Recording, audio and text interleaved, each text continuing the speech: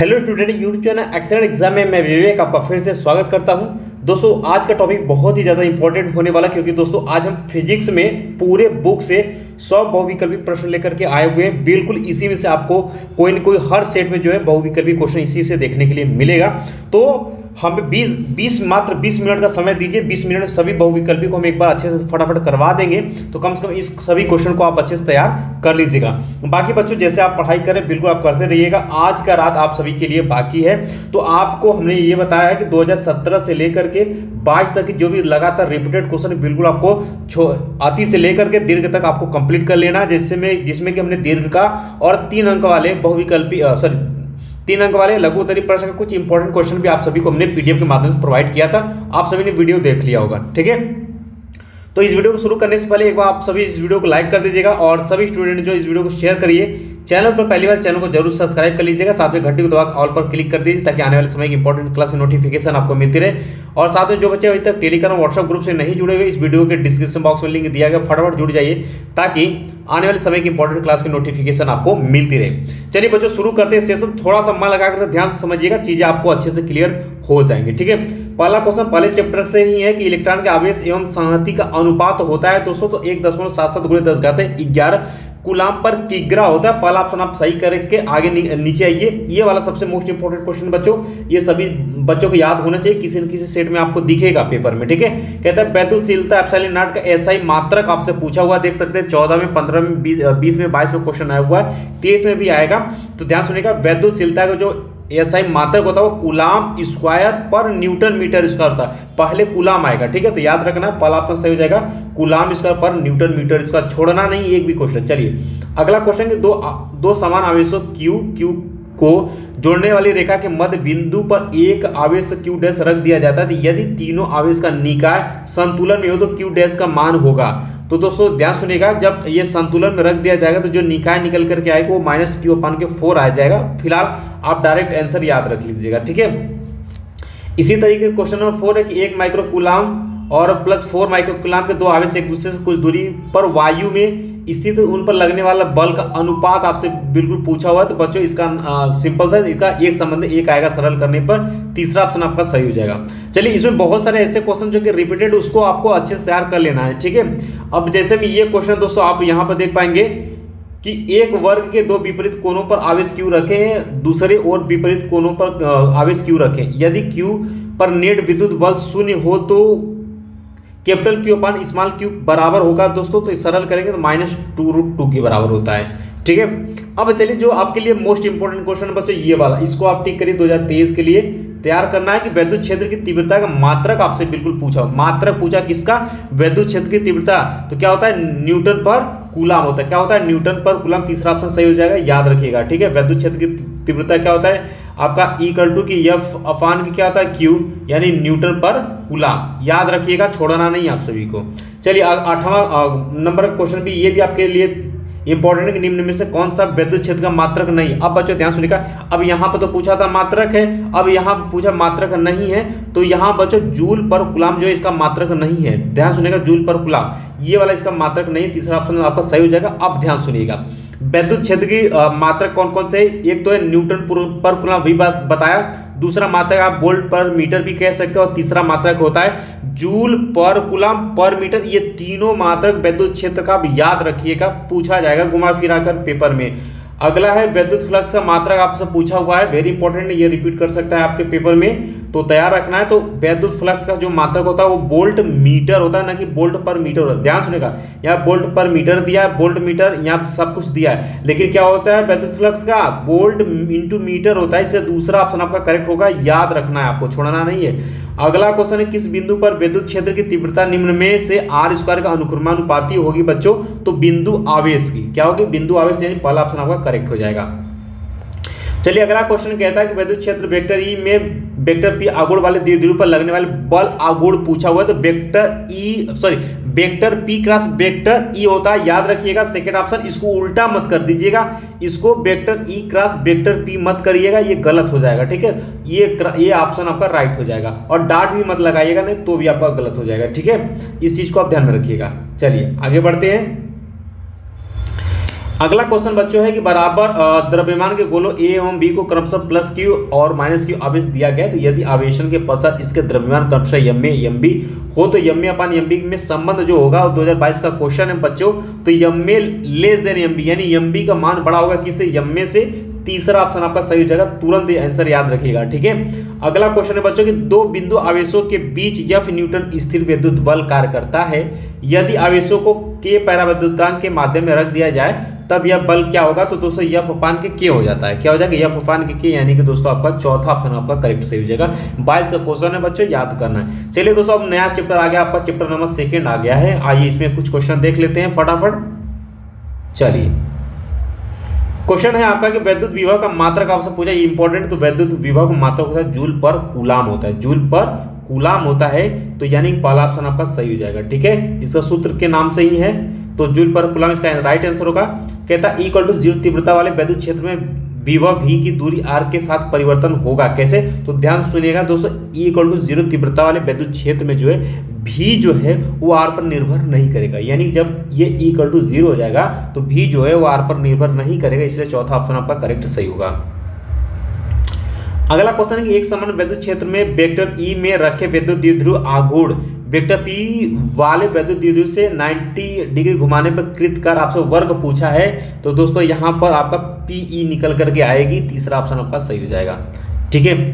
आगे बढ़ते हैं दोस्तों। अगला क्वेश्चन यहाँ पर आप देख पाएंगे, ये वाला क्वेश्चन आप देखिए कि दो बिंदु आवेश Q1 परावैद्युतांक वाले माध्यम में रखें, उनके मध्य लगने वाला स्थिर वैद्युत बल F है, यदि माध्यम का परावैद्युतांक बदलकर K2 हो जाए तब इनके मध्य स्थिर वैद्युत बल होगा। तो दोस्तों ध्यान सुनिएगा, इसका डायरेक्ट आंसर याद रखिएगा K1 अपान K2 इंटू F आता है, इसको हमने पिछले जब अंकित बता रहे तो उसमें हमने ये क्वेश्चन करवाया था, ठीक है। तीसरा ऑप्शन आपका सही हो जाएगा, K1 अपान K2 अपान इंटू F हो जाएगा, ठीक है। चलिए आगे बढ़ते हैं। अगला क्वेश्चन कि वैद्युत द्विध्रुव के कारण केंद्र से r दूरी पर अक्ष में स्थित बिंदु पर वैद्युत क्षेत्र की तीव्रता एवं विभव क्रमशः E और V है, तो E तथा V में संबंध पूछा है बच्चों। तो E इक्वल टू V अपान के R होता है, ये आप सभी जानते हैं, या V equal to E into R होता है। आप ये वाला आंसर आपका पहला सही हो जाएगा।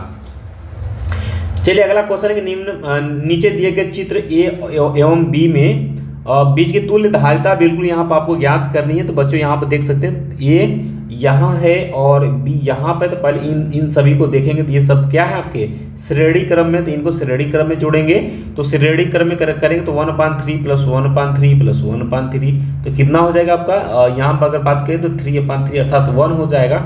और बच्चों यहाँ पर देखिएगा, अब ध्यान सुनिएगा, अब ये वाला A और एक ये लगा है, ठीक है। यहाँ पर A, यहाँ पर B है, यहाँ पर A है। अब देखिएगा यहाँ एक ठो, इन तीनों की जगह पर एक ठो बस खाली आ गया आपका संधारित्र, ये दोनों देखेंगे, ये आपका 3 माइक्रोफैरेड है और ये आपका क्या 1 माइक्रोफैरेड, और ये तीनों किसमें समांतर श्रेणी में है, तो क्या हो जाएगा 3 + 1 अर्थात 4 माइक्रोफैरेड इसका राइट आंसर होगा। तो आपका तीसरा आपका ऑप्शन सही हो जाएगा, ठीक है। अगला क्वेश्चन है कि एक बिंदु आवेश पर विद्युत द्विध्रुव के कारण लगने वाला बल निर्भर करता है, तो बच्चों F व्युत्क्रमानुपाती R स्क्वायर के, या फिर हम कह सकते हैं कि F अनुक्रमानुपाती 1/r³ के, यानी तीसरा ऑप्शन आपका सही हो जाएगा।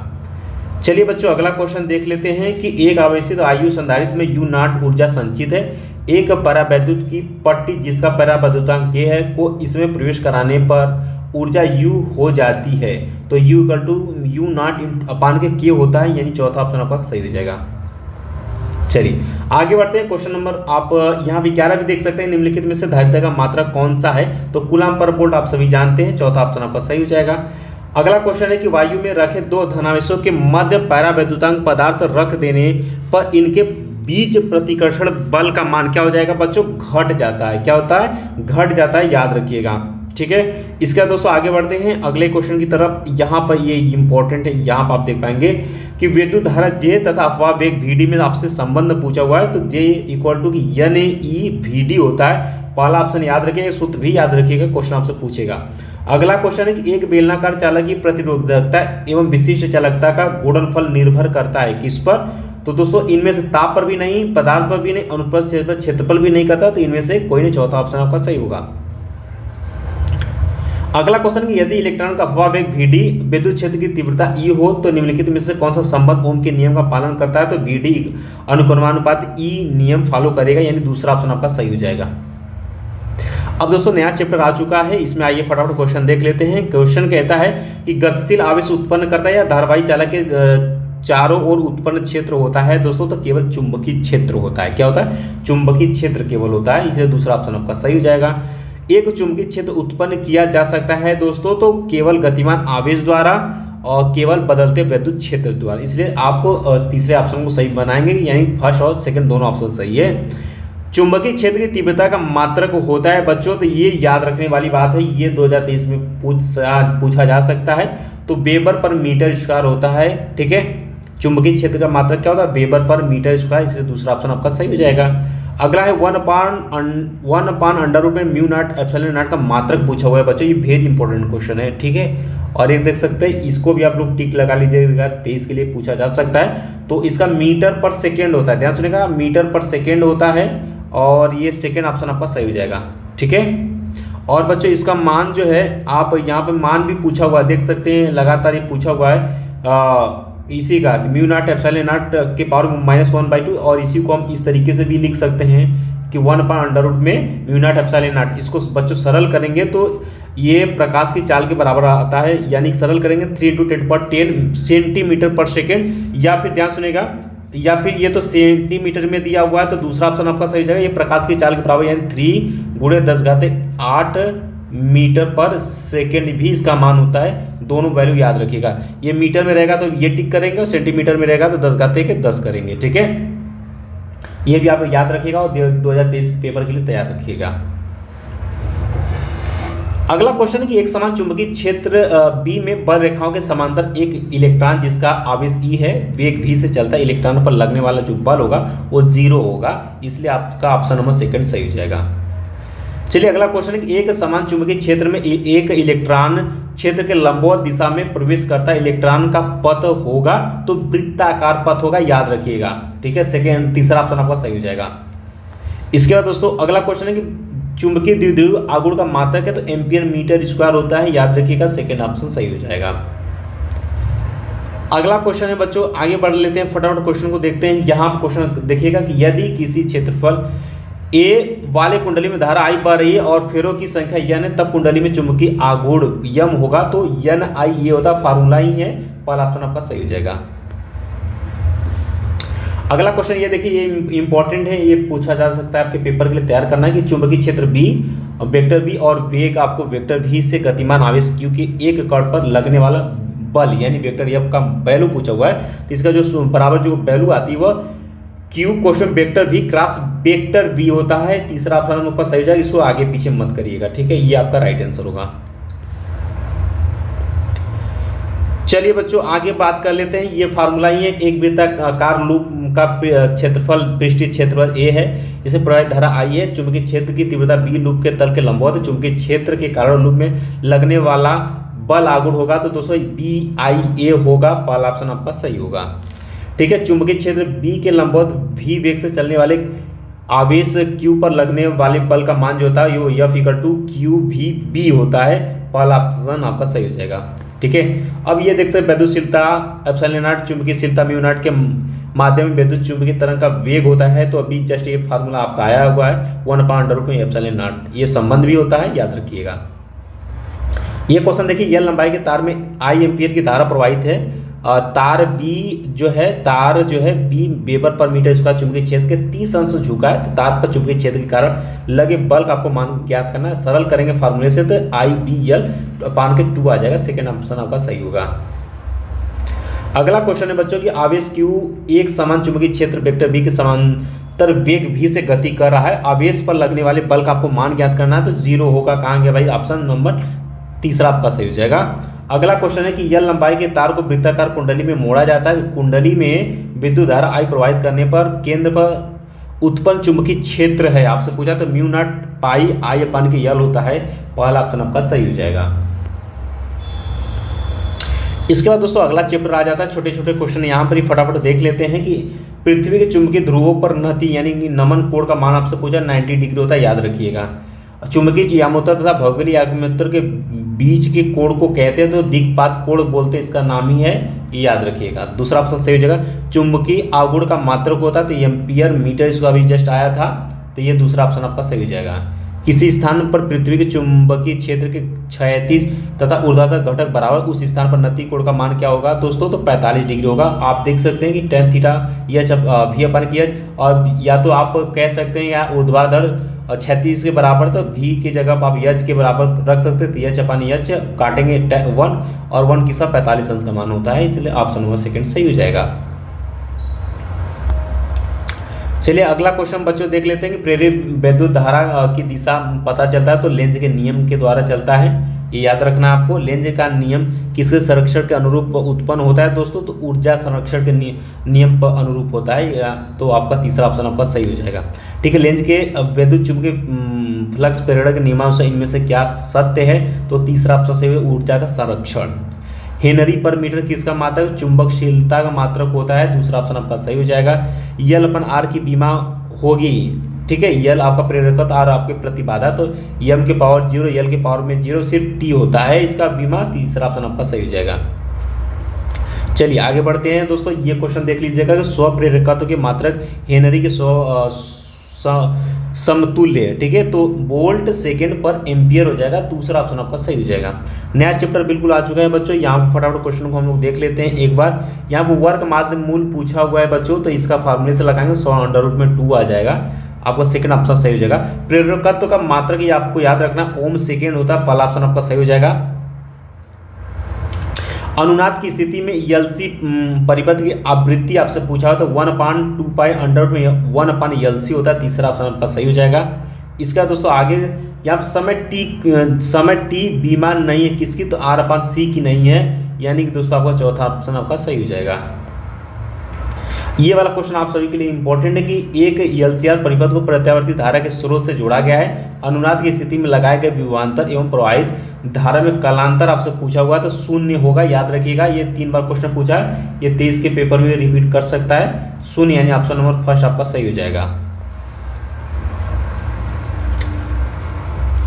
चलिए बच्चों आगे बढ़ लेते हैं, यहाँ पर कुछ इंपॉर्टेंट क्वेश्चन और फटाफट देख लेते हैं। ये क्वेश्चन आप देख सकते हैं कि प्रत्यावर्ती धारा वैल्यू इतना दिया है, ठीक है, इसके विभव ये समीकरण भी दिया है, इसमें शक्ति आपसे कुछ शक्ति इसका क्या होगा 0 होगी, यानी कि चौथा ऑप्शन जो है आपका सही हो जाएगा। अब ये क्वेश्चन बिल्कुल सेम आ गया है कि यदि वेक्टर ई तथा वेक्टर बी विद्युत चुंबकीय तरंग के क्रमशः विद्युत वेक्टर तथा चुंबकीय वेक्टर हो तब वैद्युत चुंबकीय तरंग के संचरण की दिशा जो होगी वेक्टर ई क्रॉस वेक्टर भी हमने अभी जस्ट बताया था, तो चौथा ऑप्शन आपका सही हो जाएगा, याद रखना है। अब अगला क्वेश्चन बच्चों आपके सामने है कि वैद्युत चुंबकीय तरंगों की प्रकृति होती है तो अनुप्रस्थ होती है, याद रखना है। जो विद्युत चुंबकीय तरंगों की प्रकृति हो अनुप्रस्थ होती है, याद रखना है। न्यूनतम आवृत्ति की विद्युत चुंबकीय तरंग है तो माइक्रो तरंगे होती हैं बच्चों, चौथा ऑप्शन आपका सही हो जाएगा, छोड़ना नहीं, ये सब क्वेश्चन पूछा जाएगा। ये भी क्वेश्चन आपके लिए इंपॉर्टेंट है कि यदि λ1 λ2 λ3 क्रमशः दृश्य प्रकाश एक्स किरणें तथा सूक्ष्म तरंगों की तरंग दर निरूपित हो तब इसमें संबंध होता है तो λ3 ग्रेटर देन λ1 ग्रेटर देन λ2, यानी चौथा ऑप्शन आप सही करेंगे।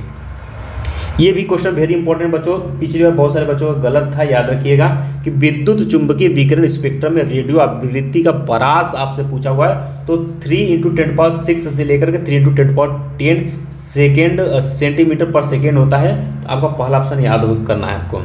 निम्नलिखित में से कौन विद्युत चुंबकीय तरंगे नहीं है, तो बीटा किरणें जो है वो विद्युत चुंबकीय तरंगे नहीं है, इसलिए चौथा ऑप्शन आपका सही होगा। आगे बढ़ते हैं, विद्युत चुंबकीय तरंग उत्पन्न करती है तो त्वरित आवेश द्वारा, ठीक है, उत्पन्न होती है तो त्वरित आवेश द्वारा, तीसरा ऑप्शन आपका सही हो जाएगा। सबसे अधिक आवृत्ति की तरंग है दोस्तों तो गामा तरंग, याद रखिएगा, सेकंड ऑप्शन आपका सही हो जाएगा। जब कोई तरंग किसी माध्यम में प्रवेश करती है तो परिवर्तन नहीं होता है, किसमें, उसके आवृत्ति में नहीं होता है, ये चीज़ें याद रखिएगा, ठीक है, उसका आवृत्ति नहीं बदलता है, इसलिए ऑप्शन नंबर फर्स्ट हो जाएगा। और अगला क्वेश्चन बच्चों यहाँ पर कि एक वैद्युत चुंबकीय तरंग में वैद्युत क्षेत्र आयाम 6 वोल्ट पर मीटर है, चुंबकीय क्षेत्र का आयाम पूछा तो 2 × 10⁻8 टेस्ला होगा, ये बिल्कुल फार्मूले पर ही है। इसका दोस्तों अगला चैप्टर आ चुका है, इसमें हम लोग फटाफट क्वेश्चन देख लेते हैं। ये वाला क्वेश्चन प्रकाश से आप देखिएगा कि उत्तल लेंस की फोकस दूरी अधिकतम है तो लाल रंग प्रकाश के लिए या लाल प्रकाश के लिए चौथा ऑप्शन आप सही करेंगे। यदि सघन माध्यम में आपतन कोण क्रांति कोण के बराबर हो तो अपवर्तन अपवर्तन कोण होगा तो 90 डिग्री होगा। ठीक है, और ये क्वेश्चन आप सभी याद रखिएगा 23 के लिए। इसका एक फिगर आपको दिया है और इससे पूछा हुआ है, इसमें कोण है और कहता है कि कांच वायु पृष्ठ का क्रांति कोण आपसे पूछा तो 45 से बिल्कुल कम होगा बच्चों। यहाँ पर सेकंड ऑप्शन आपका सही हो जाएगा। अगला क्वेश्चन, यदि विरल तथा सघन माध्यम में प्रकाश की चाल क्रमशः V1 V2 हो तथा सघन माध्यम क्रांति कोण C हो तब इसमें संबंध पूछा तो V1 = V2 sin C होगा। पहला ऑप्शन आपका सही होगा। चलिए आगे बढ़ लेते हैं बच्चों। ठीक है, आगे बढ़ लेते हैं। ये सभी क्वेश्चन आप लगा सकते हैं, ये सब फार्मूले पर है। ये क्वेश्चन आप सभी के लिए बहुत ही इंपॉर्टेंट है कि एक प्रकाशिक तंतु में तंतु के ऊपर लेप की गई तह का अपवर्तनांक होता है तो तंतु के पदार्थ से कम होगा। जब भी होगा तंतु के पदार्थ से कम होगा। दूसरा ऑप्शन आप सही करेंगे। इसके बाद दोस्तों, प्रकाशित तंतु में निम्न में से प्रकाश के किस गुण का प्रयोग किया जाता है तो पूर्ण आंतरिक परावर्तन। दूसरा ऑप्शन भी सही होगा यहाँ पर।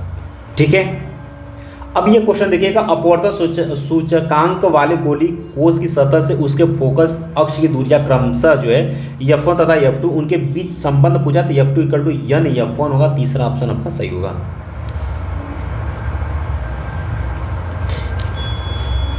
चलिए अगला क्वेश्चन बच्चों ये देख लीजिए आप सभी। एक प्रकाश किरण वायु से जल में प्रवेश करती निम्नलिखित में से कौन सा अपरिवर्तित रहेगा तो आवृत्ति। अभी जस्ट हमने बताया था आवृत्ति आपका नहीं बदलता है।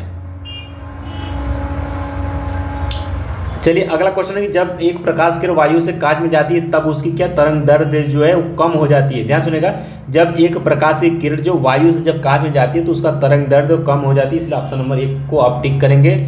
अगला क्वेश्चन कि यदि किसी उत्तल लेंस की लाल एवं बैगनी प्रकाश के लिए फोकस दूरियां क्रमशः FR या V हो तब तो FV जो होगा वो छोटा होगा किससे, FR यानी रेड से। तो यानी दूसरा ऑप्शन आपका सही हो जाएगा। अगला है कि यह फोकस दूरी का उत्तल लेंस टू या फोकस दूरी वाले अवतल लेंस के संपर्क में रखा जाता है तो संयुक्त लेंस की फोकस दूरी पूछा हुआ है तो +2F होगा। सेकेंड ऑप्शन आपका सही होगा।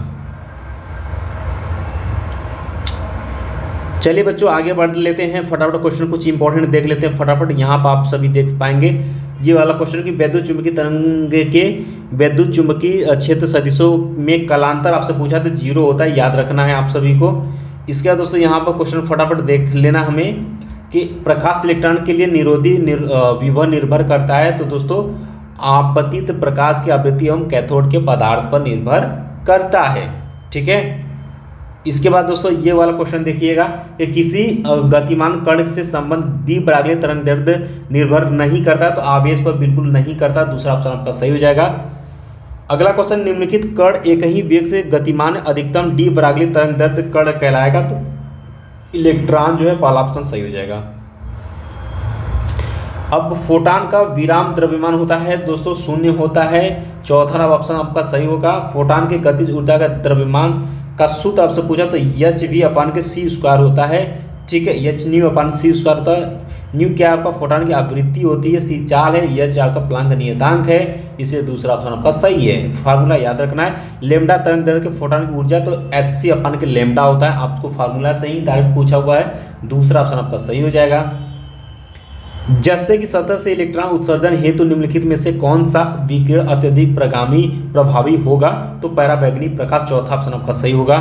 ठीक है, इसके बाद दोस्तों आगे बढ़ लेते हैं, फटाफट क्वेश्चन को देखना शुरू करते हैं। ये वाला क्वेश्चन 22वें क्वेश्चन पूछा था कि V इलेक्ट्रॉन वोल्ट ऊर्जा वाले इलेक्ट्रॉन से संबंध द्विपरागीय तरंग दैर्ध्य लगभग होता है तो 12.27 अपान के अंडर रूट में V एंगस्ट्रॉम होता है। पहला ऑप्शन आपका सही हो जाएगा। 5000 इलेक्ट्रॉन वोल्ट ऊर्जा वाले इलेक्ट्रॉन का दे ब्रागली तरंग दैर्ध्य जो होगा वो 0.173 एंगस्ट्रॉम होता है। तीसरा ऑप्शन आपका सही हो जाएगा। ठीक है, ये सभी क्वेश्चन जो है फटाफट एक बार आप लोग देख लीजिएगा। ठीक है, और इसके बाद दोस्तों आगे बढ़ लेते हैं। अगला जो चैप्टर है इससे भी क्वेश्चन 1-2 आपको देखने को लिए मिल सकता है। जैसे कि यहाँ पर पूछा हुआ है बच्चों, ठीक है, यहाँ क्वेश्चन पूछा कि हाइड्रोजन परमाणु की 2 उत्तरोत्तर कक्षाओं में इलेक्ट्रॉन के कोणीय संवेग में अंतर होता है तो दोस्तों h/2π का अंतर होता है। सेकेंड ऑप्शन आपका सही हो जाएगा। हाइड्रोजन परमाणु को आयन ऊर्जा का मान जो होता है वो 13.6 जूल होता है। तीसरा ऑप्शन आपका सही हो जाएगा। परमाणु के अंदर अल्फा कण किस बल के कारण प्रकीर्णित होते हैं? तो चुंबकीय बल के कारण। यानी चौथा ऑप्शन आपका करेक्ट सही हो जाएगा। ठीक है, और ये देख सकते हैं कि हाइड्रोजन परमाणु के वर्णक्रम में प्राप्त पास्टन श्रेणी की वर्ण रेखाओं का न्यूनतम तरंग दैर्ध्य जो होता है वो r/9 होता है। सेकेंड ऑप्शन जो है आपका सही हो जाएगा। ठीक है, अब यहाँ पर फटाफट कुछ क्वेश्चन देख लेते हैं कि एक एमयू तुल्य है किसके बराबर? तो 931 MeV के बराबर होता है। चौथा ऑप्शन सही है, इसको याद रखिएगा। इसका मान हाइड्रोजन नाभिक की बंद ऊर्जा जो होती है वो 0 होती है। दूसरा ऑप्शन सही हो जाएगा। दी गई नाभिक में आपसे यक्स प्रदर्शित करता है दोस्तों न्यूट्रॉन, ठीक है, न्यूट्रिनो। तीसरा ऑप्शन आपका सही हो जाएगा। चलिए अगला क्वेश्चन बच्चों आपके सामने है कि ये आपको वैल्यू दिया हुआ यूरेनियम है, इसका ये परमाणु क्रमांक, ये परमाणु भार के नाभिक में उपस्थित नहीं है, तो 92 इलेक्ट्रॉन जो है इसमें उपस्थित नहीं है। तो आपका सेकेंड ऑप्शन जो है आपका सही हो जाएगा। अब ये ऐसे इसमें न्यूट्रॉनों की संख्या पूछा हुआ है, तो आप निकालेंगे तो निकाल सकते हैं। तो 134 जो आएगा इसका राइट आंसर आ जाएगा। इसमें से इसको घटा देंगे, जो आएगा आंसर आ जाएगा। चौथा ऑप्शन आपका सही हो जाएगा। अब लास्ट चैप्टर है दोस्तों कि चालन एवं संयोजी बैंडों में ऊर्जा अंतर आपसे पूछा हुआ है, तो चालकों में न्यूनतम होता है। दूसरा ऑप्शन आपका सही हो जाएगा। अर्धचालक में विद्युत चालन होता है दोस्तों प्रोटॉन तथा इलेक्ट्रॉन से होता है। तीसरा ऑप्शन आपका सही हो जाएगा। 0 ताप पर शुद्ध अर्धचालक होता है। वेरी इंपॉर्टेंट बच्चों याद रखिएगा, 0 केल्विन ताप पर शुद्ध अर्धचालक होता है, तो विद्युत रोधी होता है। याद रखिएगा, ये पूछा जाएगा। अर्धचालकों की चालकता होती ताप बढ़ाने में बढ़ती है। अर्धचालकों की जो चालकता होती ताप बढ़ाने में बढ़ती। तीसरा ऑप्शन आपका सही हो जाएगा। निम्न में से कौन सा कथन सत्य नहीं है? तो तीसरा सत्य नहीं है कि धातु का प्रतिरोध तापमान बढ़ाने में कम होता है, ये गलत होता है, ताप बढ़ाने में बढ़ता है। एक पी टाइप अर्धचालक होता है तो धनावेशित होता है। ठीक है, शुद्ध सिलिकॉन के एन टाइप अर्धचालक बनाने के लिए इसमें अपद्रव्य पदार्थ मिलाते हैं, एंटीमनी मिलाते हैं। चौथा ऑप्शन आपका सही हो जाएगा। एन टाइप अर्धचालक में विद्युत चालन का कारण है तो इलेक्ट्रॉन होता है बच्चों। पहला ऑप्शन आपका सही हो जाएगा। कोटर यानी कि छिद्र अधिसंख्य आवेश वाहक होते पी प्रकार के अर्धचालकों में। जैसा कि आज सुबह मैंने बताया था इस टॉपिक को, पी प्रकार का अर्धचालक बनाने के लिए शुद्ध जर्मेनियम में मिलाया जाने वाला अपद्रव्य क्या होता है? एल्यूमिनियम होता है। तीसरा ऑप्शन आपका सही हो जाएगा। याद रखिएगा इसको, क्या होता है? एल्यूमिनियम होता है। ठीक है, और ये पी टाइप चालक प्राप्त करने के लिए जर्मेनियम में थोड़ा अपद्रव्य मिलाया जाता है। अपद्रव्य की संयोजकता कितनी होती है? 3 होती है, याद रखना है। ठीक है, पीएन संधि डायोड के अवक्षय परत में होते हैं तो ना इलेक्ट्रॉन होते हैं ना ही कोटर होते हैं, इसलिए चौथा ऑप्शन आप सही करेंगे। ठीक है, और ये वाला क्वेश्चन आप सभी देख लीजिए। अर्धचालक में संयोजकता बैंड एवं चालन बैंड के बीच ऊर्जा अंतराल लगभग होता है तो 1 ईवी का होता है, यानी 1 इलेक्ट्रॉन वोल्ट का अंतर होता है, इसलिए दूसरा ऑप्शन आप सही कर लेंगे। चलिए बच्चों, ट्रांजिस्टर के उत्सर्जक पर लगाया गया तीर संकेत करता है तो दोस्तों धनात्मक धारा प्रवाह की दिशा को प्रदर्शित करता है, इसलिए तीसरा ऑप्शन आपका सही हो जाएगा। ठीक है, इसके बाद दोस्तों ये वाला क्वेश्चन देख लीजिएगा। और गेट में एक निवेश O एवं दूसरा 1 है, सॉरी 0 और 1 है, तो निर्गत होगा तो 1। ठीक है, उम्मीद है दोस्तों कि ये वीडियो आपको समझ में आ गया। जो इसमें इंपॉर्टेंट था बहुविकल्पी हमने सब कुछ करवा दिया है, इतना आपने बहुविकल्पी देख लिया बहुत है। बाकी बच्चों जो आपके पास समय बचा है तो जितने इंपॉर्टेंट क्वेश्चन जो ज़्यादातर लगातार बोर्ड एग्जाम में आए हुए क्वेश्चन उनको जरूर आप सभी देखिएगा। बाकी और हमें लगता है इंपॉर्टेंट क्वेश्चन 5 अंक में, तो उसको हम लोग वीडियो के माध्यम से जो है धीरे धीरे 1-2 करके बीच बीच में लाते रहेंगे। बट आप अपने से भी पढ़ाई करते रहिएगा। आज रात भर अच्छे से पढ़ाई कर लेंगे तो चीज़ें आपके हाथ में रहेंगी। ठीक है, तो मिलते हैं दोस्तों नेक्स्ट क्लास में इंपॉर्टेंट क्लास के साथ। तब तक के लिए जय हिंद, जय भारत।